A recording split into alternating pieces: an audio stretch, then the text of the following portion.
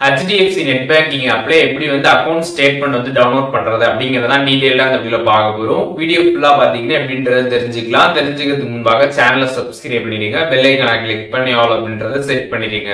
வீடியோக்குள்ள போலாம். HDFC net banking app வந்து ஓபன் பண்ணிருங்க. ஓபன் பண்ணிட்டு அதுல வந்து மேல வந்து ஒரு ஆரோ வந்து கொடுத்துருப்பாங்க. அதை கிளிக் பண்ணிருங்க. அதை கிளிக் பண்ணதுமே பாத்தீங்கன்னா ஸ்டேட்மெண்ட் அப்படின்னு ஒரு ஆப்ஷன் இருக்கும். பக்கத்துல ஒரு ஆரோ இருக்கும்.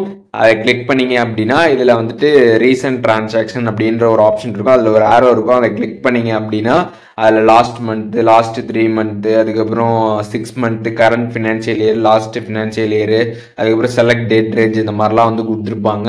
உங்களுக்கு எந்த டைம் பீரியட்ல இருக்கக்கூடிய ஸ்டேட்மெண்ட் வந்து டவுன்லோட் பண்ண நினைக்கிறீங்களோ அதை நீங்கள் வந்து கிளிக் பண்ணிக்கலாம். இப்போ எக்ஸாம்பிள் நீங்கள் வந்து செலக்ட் டேட் ரேஞ்ச் கொடுக்குறீங்க அப்படின்னா ஒரு பர்டிகுலர் டேட்லேருந்து ஒரு பர்டிகுலர் டேட்டில் இருக்கக்கூடிய அந்த ஸ்டேட்மெண்ட் டவுன்லோட் பண்ணிக்கலாம். ஸோ உங்களுக்கு எது வேணுமோ அதை நீங்கள் வந்து கிளிக் பண்ணிக்கணும். டைம் பீரியடு கிளிக் பண்ணிட்டு கீழே பார்த்தீங்கன்னா வந்து கன்ஃபார்ம் ஆப்ஷன் வந்து கொடுத்துருப்பாங்க. ஸோ கன்ஃபார்ம் ஆப்ஷன் நீங்கள் வந்து கிளிக் பண்ணிடுங்க. அதை நீங்கள் கிளிக் பண்ணதுமே பார்த்தீங்கன்னா உங்களுக்கு சக்ஸஸ்ஃபுல்லாக பார்த்தீங்கன்னா ஃபைல் வந்து டவுன்லோட் ஆகிடும்.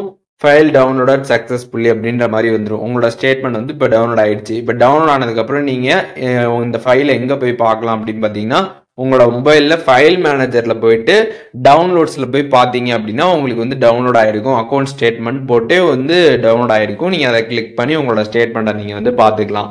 ஸோ இப்போ எப்படி வந்து HDFCயில் ஸ்டேட்மெண்ட் வந்து டவுன்லோட் பண்ணுறது அப்படின்றதுக்கான டீட்டெயில்ஸ் தெரிஞ்சிருப்பீங்க. இதில் எதுவும் டவுட் இருந்துச்சுன்னா கண்டிப்பாக கமெண்ட்ஸில் மென்ஷன் பண்ணுங்கள். நான் எல்லாருக்குமே ரிப்ளை பண்ணுறேன்.